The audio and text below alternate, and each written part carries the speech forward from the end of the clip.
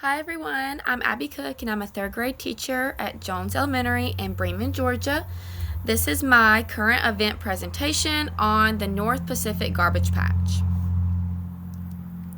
So the North Pacific Garbage Patch is a giant bundle of trash and microplastics that float out in the ocean somewhere between Hawaii and California. You would think it's like a big island of trash, but there are these things called microplastics that are broken down pieces of plastic or things we've already broken down that are plastic, and they kind of float like a clear blanket under the water. So some areas you may not necessarily see the plastic on top, but it's still out there. But some areas, like I said, it does look like a floating trash island. The garbage patch is between Hawaii and California out in the Pacific Ocean. I say somewhere because its exact location obviously changes due to ocean currents. However, the trash is brought there by swirling gyre currents and it gathers into a large blob. It is 2 times the size of Texas at least, and researchers study and track it through the use of satellite imaging. The patch impacts water quality in the area, marine life surrounding it, and then we are impacted when we consume marine life that is filled with these microplastics. So the effects go much further out than sea, and it's very large. The patch has been around for a long time. We've been creating pollution for who knows how long, and we know that it was first discovered around 30 years ago, but it was of a good size then, so we don't know how long before that it was developing. I chose this because I remember learning about this in school, but the patch has obviously since grown and it continues to grow due to our pollution. I chose this in hopes that bringing more awareness to my students would empower them to take small steps that could reduce it, and then they could become more intentional with their waste. They also are the future engineers, scientists, and marine biologists that may be working to eliminate the patch one day, so I hope that I can inspire someone in my group of kids or around them to make a difference. So STEM is all over the garbage patch, okay? But to get more specific, it is viewed and analyzed frequently by technology like satellites, sonar, and other imaging tools that assess the patch's location, the size, where it's going next, they think, and then scientists work to assess the impact of the patch that it's having on the surrounding area and the whole world because, like I said, marine life consumes plastic, we consume marine life, so it affects us regardless of how far we are from the ocean. Then math is specifically used when we track the data and assess the size of the patch. There are graphs all over the place. They're obviously trying to determine the path. They use equations to do things like that, and they have to track its size. But you can't actually measure it because it's a giant patch, so they have to use mathematical practices to gather kind of a good estimation of how large it is. And engineers work to create ways to reduce the patch's size and reduce our addition to it. So they come up with ideas for waste management, sewer systems, things we can do that may not be directly to do with the patch. I'm sure there are engineers that do directly work with the patch, but engineers even far away from the ocean are doing their job to make sure that our trash is not winding up there. So overall, it has to do with analysis, data tracking, ecology, and waste management. Those are like 4 or 5 main topics that I felt related to STEM and the garbage patch. So then I chose 5 key standards to relate to the garbage patch.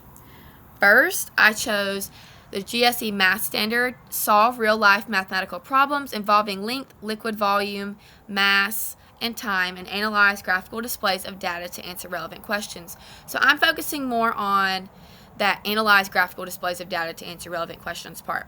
I know that we can try to estimate some things with the patch. Maybe we estimate how much liquid or garbage we waste in a day, and that's fine. But more so, I'm wanting my students to create a graph of how much waste we're creating in our classroom. So we could do a graph of each day, as you'll see in my lesson plan, how much garbage we're generating, and hopefully try to reduce that and talk about things that we think are contributing most to our garbage waste. All right, and then for my NGSS science standard, I chose communicate solutions that will reduce the impact of humans on the land, water, air, and or other living things in the local environment. So there are several call to actions in my lesson plan where we contact members of our school or contact our guardians at home and discuss the impact we have on our community and ways we can reduce our impact. The same thing with my GSE science standard.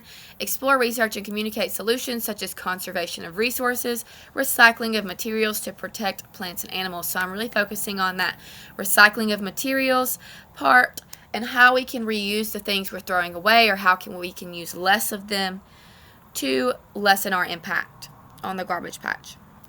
And then for my ISTE technology standards, I chose local and global issues. Students explore local and global issues and use collaborative technologies to work with others to investigate solutions.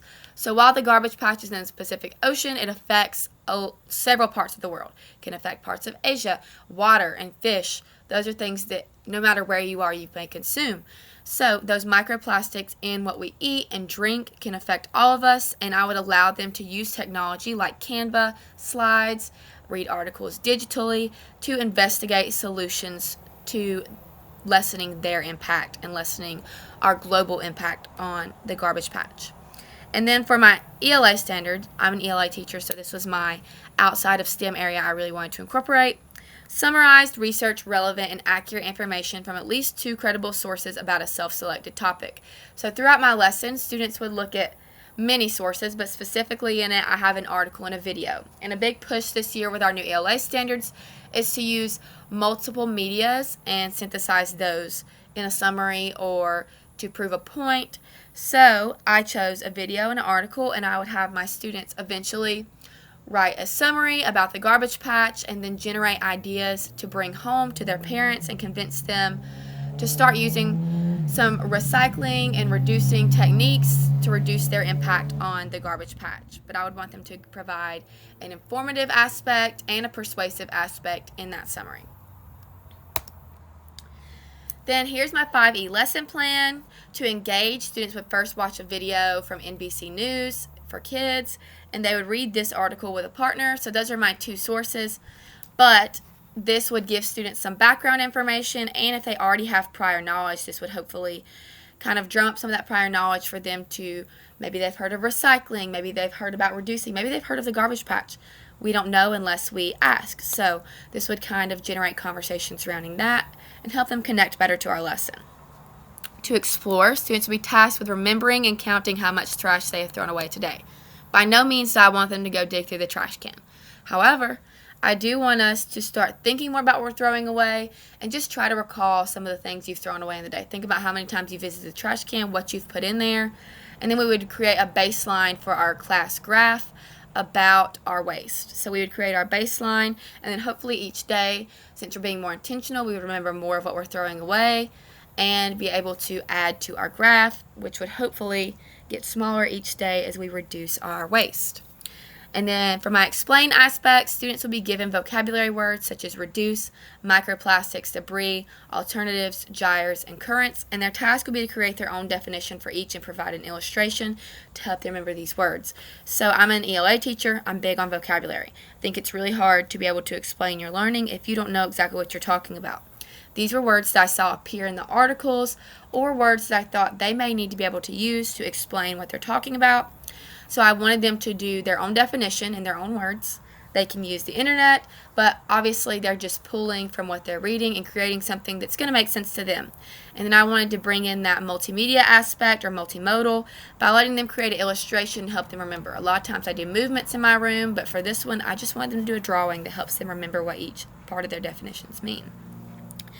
Then for my elaborate, students will be allowed to work in groups and use Canva, PowerPoint, or a similar tool to create a presentation to show another class in our school information about the garbage patch and ways they can reduce their impact on it. So my goal for this would be for us to work on this throughout the week, and then towards the end of the week we're going to another grade level, to another class, to present about what the garbage patch is and how we impact it. And then they would be providing solutions for students. So hopefully as a school we can become more intentional and control our impact on the garbage patch. Then to evaluate students would synthesize information learned from the articles and videos into a summary. They would write a letter to their guardian explaining small changes they want to make at home to reduce their impact on the North Pacific garbage patch. So they would have to summarize what the garbage patch is based on the information they've learned, and then I want them to go even further and provide some ways that they can reduce their impact at home. Even though those are small, I want them informing a guardian about some changes they hope that they can make as a family. These are my references, and thank you so much for listening to my narrated presentation.